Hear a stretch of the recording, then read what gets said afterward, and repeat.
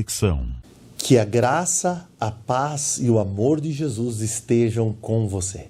Eu sou o pastor Rômulo Eduardo Tavares e nós temos uma mensagem de Deus para o seu coração.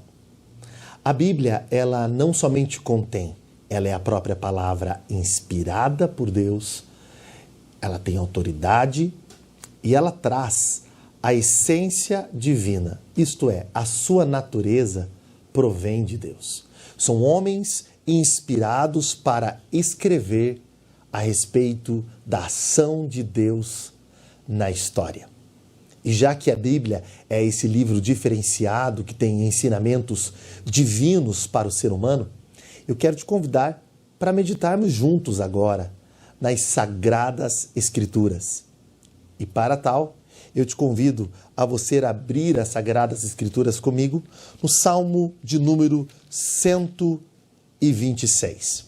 Este salmo faz parte de um grupo de salmos ou do saltério do inário judaico, nos chamados hinos ou salmos, cânticos de peregrinação, de romagem, que é aquele que os judeus cantavam quando eles iam ao templo 3 vezes ao ano para principais festas judaicas.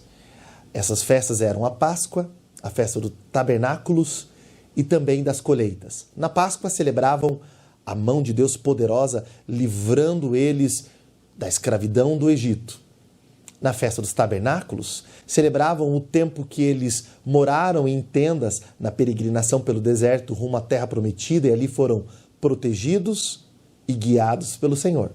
E nas colheitas, pegavam as primícias dos grãos e ofereciam a Deus, agradecendo pela bênção, provisão do Senhor. E nessa ida ao templo, nessa caminhada, geralmente com amigos e familiares, eles recitavam, cantavam louvores a Deus através dos salmos. A palavra salmos são hinos que louvam a Deus pelo seu caráter ou sua ação na história, e são essas músicas para serem acompanhadas com instrumentos musicais. Este salmo, então, o Salmo de 126, ele é um salmo que provavelmente fora escrito referindo-se à saída do povo dos judeus, o povo do Reino Sul de Israel, do cativeiro babilônico, onde estiveram por 70 anos. E é interessante que eles foram para o cativeiro por alguns diferentes motivos. Idolatria, que é o principal que o texto bíblico coloca, adoração a outros deuses, mas também casamentos mistos, a cultura pagã entrando no coração, a indiferença social com os chamados grupos dos desvalorizados ou menos favorecidos, como órfão, viúva e estrangeiro, e por não ouvir a voz de Deus através dos profetas, quebrarem sua lei, desobedecerem sua santa vontade no estilo em que eles viviam. Em vez de eles influenciarem as nações representando Deus, sendo luz às nações estrangeiras, eles deixaram que a cultura pagã entrasse em seu coração. E por causa disso, Deus permitiu, como usou os profetas falando, que eles fossem ao cativeiro dos caldeus como uma vara de correção, ou uma forma de Deus trazê-los de novo à sua missão, centralizando sua fé e gerando neles o propósito da redenção. Então, após 70 anos no cativeiro babilônico, trabalhando como escravos, próximo ao rio Quebar, sem esperança, há um salmo que diz que eles choravam, penduraram suas harpas em cima dos salgueiros, com saudades da terra. E é interessante que depois o templo fora destruído por Nabucodonosor e suas tropas, a cidade, os muros, ficando somente ruínas, e eles agora sem terra, sem templo, sem identidade, escravizados em uma terra pagã, ímpia, polígama, idólatra, longe, começam a vivenciar a experiência da dependência. Mas ali no meio do cativeiro, Deus vai tratando e modelando-os como oleiro sobre o seu povo. E no processo, Deus cumpre a promessa que não somente permitiria o cativeiro, mas também a restauração, porque deles viria o Salvador. As promessas de Deus não estão presas às circunstâncias. Ele é soberano e fiel para cumpri-las. O Deus que promete tem poder para realizar a sua vontade. Por isso, o cativeiro era temporário. Eles estavam escravos, mas não eram. Cativeiro não é sinal de abandono, mas é permissão de Deus para sua ação, o ensino e sua revelação. Então, em meio a essa realidade, Deus agora permite que o governo medo-persa venha ao poder e Ciro, que já tinha sido profetizado por Isaías, se torna uma ferramenta. O grande líder persa libera o povo de Israel, o povo judeu, para voltar para a sua terra, reconstruir o templo e a cidade. E quando eles voltam agora na esperança. E se você cuidadosamente ler alguns livros da Bíblia, como Neemias e Esdras, verá que houve uma reconstrução em vários sentidos. As casas, as plantações, a vida civil, social, a reconstrução do templo e das muralhas. Mas quando eles saem de 70 anos de cativeiro, eles saem como quem está num sonho. Não parecia verdade. Depois de 7 décadas, eles agora podem celebrar e retornar para recomeçar a vida. Tempo de restauração. Aquele isolamento, aquele cativeiro não era o fim. Era apenas o meio de um processo para prepará-los. E aí o Salmo 126 é um desses cânticos que eles cantavam quando iam às festas no templo. Ele começa assim, o verso 1. Quando o Senhor restaurou a sorte de Sião, que é um termo usado a um monte e a toda uma região ali em Israel, aonde eles construíram um santuário ao Senhor e cultuavam a Ele. Então, quando o Senhor restaurou a sorte de Sião, restaurou a sorte do seu povo. Quando o Senhor mudou a história deles. Ele diz, ficamos como quem sonha. Não parecia real. Sair do cativeiro e poder reconstruir a vida, recomeçar. É aquele momento que se diz, será que é verdade mesmo? Parece que eu estou sonhando. E aí no verso 2, o salmista diz, então a nossa boca se encheu de riso e a nossa língua de júbilo ou de cânticos de alegria. Deus não somente queria restaurá-los como nação, cumprindo a promessa, o propósito de levá-los à sua terra, estabelecê-los, eles construíram um templo e deles vir o Salvador, como também o Senhor estava restaurando a identidade para que eles cumprissem a nobre missão de representá-lo aos povos, e estava restaurando a alegria e o cântico. Restaurar a alegria, o cântico, ou trazer um novo cântico, é Deus de novo manifestar o seu cuidado e a sua presença com o seu povo. O mesmo Deus que permitiu o cativeiro, que eles chorassem, é o mesmo Deus que agora restaura o riso e o júbilo ou cântico de alegria. A nossa vida é feita por fases, por ciclos, como as estações. Nem sempre nós estamos vivendo numa fase tão boa, tão ideal, tão sonhada. A vida ela não é tão quadrada, tão delimitada como alguns influenciadores ou palestrantes de autoajuda dizem 3 passos para isso, 5 para aquilo, e às vezes de forma muito pragmática pensam numa vida que pudesse ser literalmente controlada. Nós não temos domínio, estamos presos ao clima, ao tempo, às fases e situações. Mas a Bíblia nos fala de um Deus que tem todo o poder. Ele sim tem o controle da história e Ele pode restaurar as nossas vidas, nossa identidade, nossas famílias, nossos lares e trazer um novo cântico. Era o cântico de quem agora é livre. E quem é livre canta com alegria, canta com esperança. Tem júbilo nos lábios. E é isso que Deus quer fazer conosco, restaurar a nossa alegria, o nosso cântico. Porque quando cantamos, estamos expressando a alma, estamos nos conectando com o sagrado e o divino. Era Deus manifesto no dia a dia deles agora. Eles celebravam o cumprimento da promessa. E Deus vai restaurando a alegria deles, e à medida que eles vão cantando, as próprias nações vão sendo influenciadas por eles. O verso 3 diz que o final do verso 2 e 3, que havia agora uma nova celebração, uma nova fala. E esse cântico tinha a ver com o que as pessoas diziam a respeito do povo livre e o que eles mesmos perceberam. Olha só. Entre as nações se dizia, grandes coisas fez o Senhor por eles. E aí eles puderam concluir isso. De fato, grandes coisas o Senhor fez por nós. Por isso estamos alegres. O Salmo está nos fazendo pensar os grandes feitos do Senhor. Em vez de fixar a ideia do sofrimento no cativeiro babilônico, ou a cidade destruída, ou agora ter que recomeçar do zero, reviver e influenciar pessoas e fazer tudo de novo, em vez disso, eles estão sendo convocados a olhar para os feitos do Senhor na história. Deus age. E quando focamos na ação do Senhor em vez dos problemas, nós somos restaurados. Onde está o seu foco? Na pandemia? Na guerra? Nas faltas? Nos problemas? Ou na ação de Deus na história? Como disse um grande teólogo, Deus não depende de circunstâncias favoráveis para operar. Ele age na história. Ele cumpre a sua santa vontade. Deus muda as situações. Eles podem dizer grandes coisas o Senhor tem feito. Observe, mesmo que seu coração esteja triste ou você esteja num momento difícil, os grandes feitos do Senhor.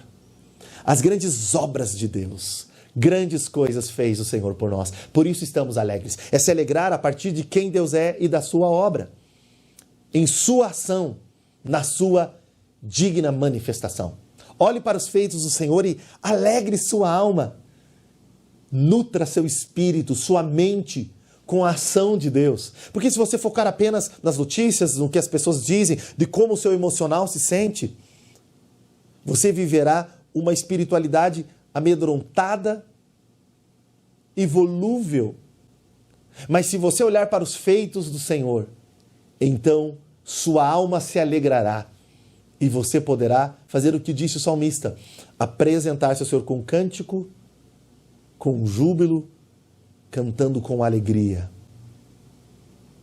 Cantai ao Senhor com alegria. Esse é o convite da Bíblia, aprender a alegrar-se no Senhor. Colocar nele a nossa esperança. E é isso que o salmista está dizendo, o Senhor fez grandes coisas, nós estamos alegres. Ah, mas o cativeiro, a dor, faz parte da caminhada, mas Deus nos sustentou no cativeiro e nos tirou. Ele é Deus.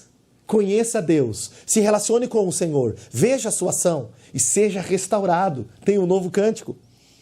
E aí, ele que lembra do tempo em que Deus tirou o seu povo do cativeiro, agora pede na sua vida uma restauração.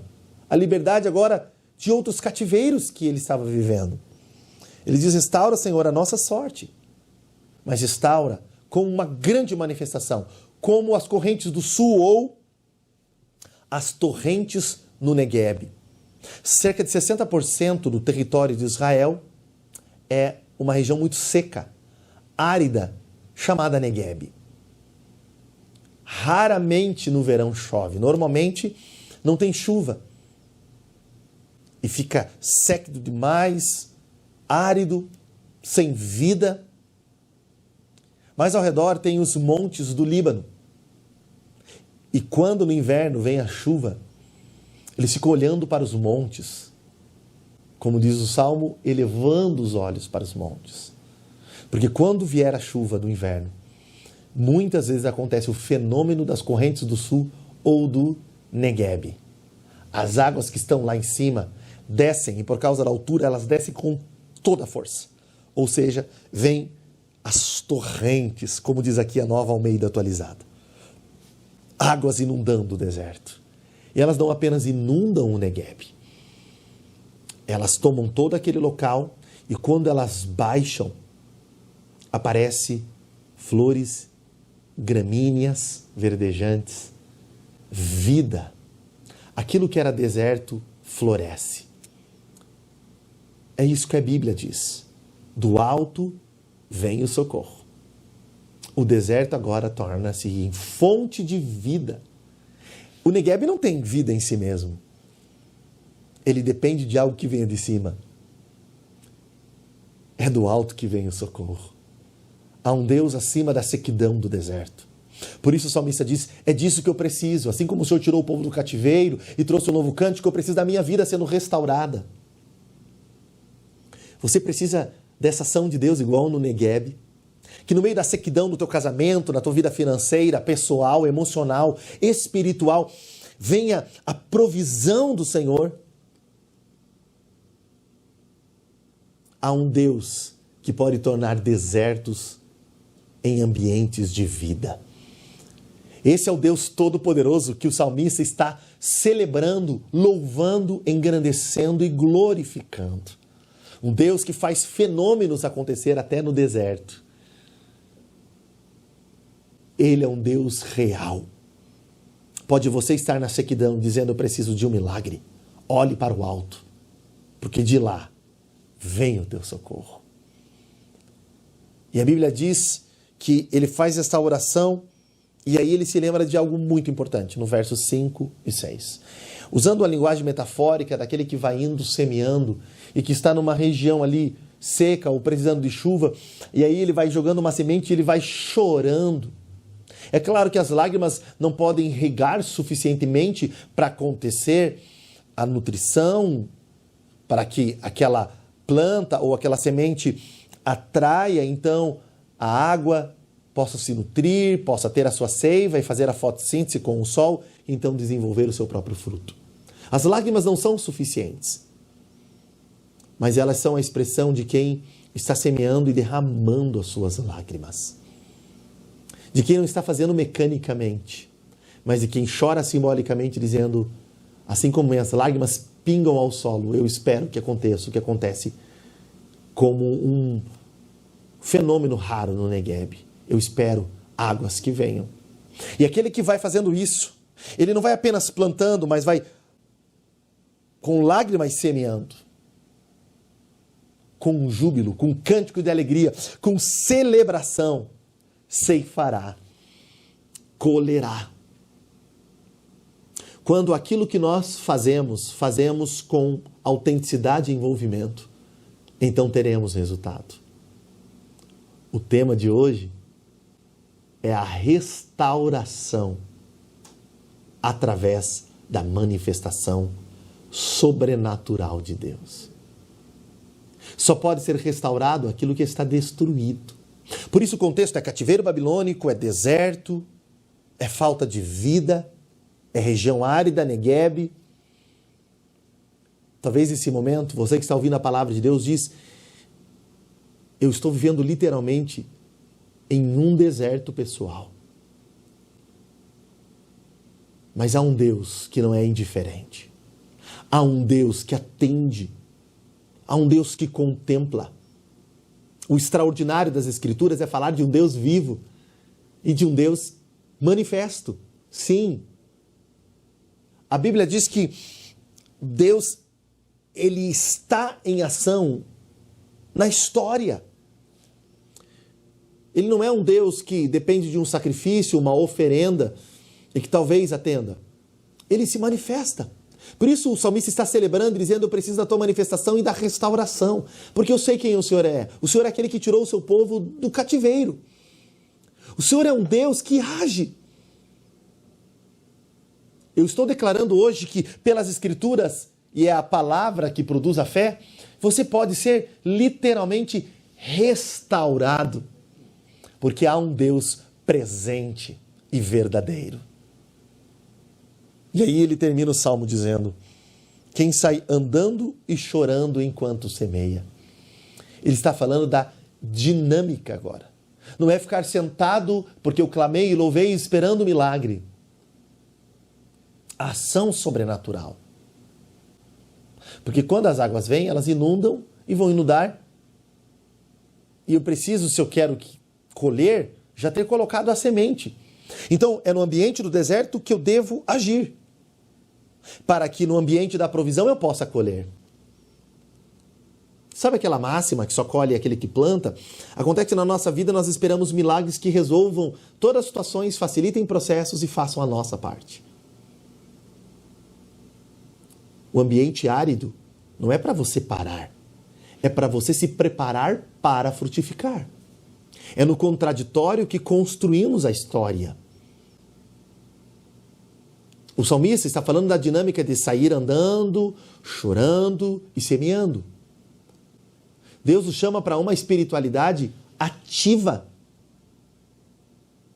Você precisa começar a plantar, mas o tempo demonstra que não tem chuva e eu estou numa região árida. Não importa. Você que crê no Senhor e o louva e o serve, precisa ter uma vida ou construir a sua história a partir da sua fé. E viver por fé, como disse o apóstolo, e não por vista. Porque quando você menos espera, vem a provisão. Eu não espero a provisão para agir. Eu estou agindo, orando, andando, chorando e semeando, sabendo que no tempo certo Deus fará a sua parte. Agora, Deus nunca fará no impossível aquilo que está dentro do possível. Deus nunca agirá com milagres se eu posso resolver situações. E cada vez que eu participo da ação de Deus, eu tenho uma espiritualidade viva. Eu passo a compartilhar com a ação de Deus e passo a experienciar ou experimentar, ou na linguagem bíblica, degustar, me alimentar da ação de Deus na história. Deus nos convida a fazer parte da sua manifestação. E aí, quem sai andando, chorando e vai com dinâmica, voltará com júbilo, mas não voltará apenas cantando, voltará trabalhando, carregando, fazendo parte, experimentando a ação de Deus, porque voltará trazendo os seus molhos, os seus feixes. Ele sai só com lágrima e semente, mas volta cantando alegremente e com a providência nas mãos. E é nesse movimento da dependência comprometida e da graça transformadora que podemos ser restaurados. A restauração não é apenas nos levar de novo para o propósito, mas é cumprir através de nós o projeto de Deus. Por isso agora, eu quero convidar você para uma palavra de oração. Mas não apenas uma oração expondo nossas necessidades, mas nos apresentando a Deus para termos essa vida comprometida com a ação de Deus na história. Se disponha e diga: eis-me aqui. E Deus nos usará em meio a essa geração. E saiba que mesmo que pareça que é impossível gerar frutos, não cabe a nós já vermos o resultado, mas sim plantarmos, chorarmos, caminharmos e crer. E o resto é com Deus. Prepare-se, breve, os seus braços estarão cheios dos feixes da providência de Deus. Eu quero profetizar isso sobre tua vida, teu negócio próprio, teus filhos, teu casamento, teu ministério, sua igreja, sua congregação, seu trabalho missionário, evangelístico, na sua vida acadêmica. É tempo de semear. E esse é o tema da Igreja Assembleia de Deus, Ministério São José dos Pinhais, no ano de 2022. Estamos falando de semear e colher. Eu te convido a orar com fé e crer que do alto vem o nosso socorro. Obrigado, Senhor, porque de forma tão gloriosa, majestosa e até espantosa, o Senhor tem cumprido propósitos e tem trabalhado no meio da história, demonstrando a sua ação, sua sabedoria e o quanto o Senhor é poderoso. É possível perceber até nas perdas e lutas a tua presença.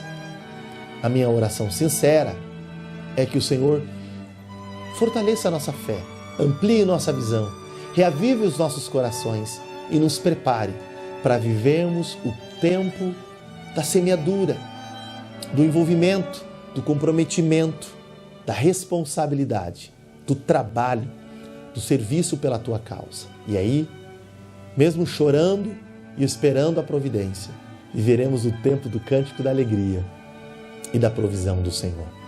Eu oro por esse tempo da colheita, das águas que vêm de cima, das torrentes de águas, para que venha o tempo da colheita.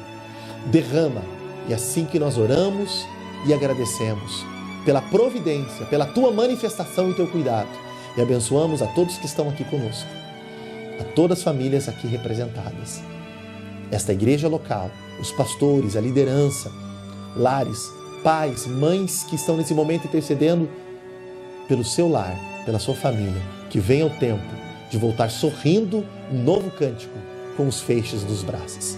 Em nome de Jesus, Deus te abençoe. A paz do Senhor Jesus.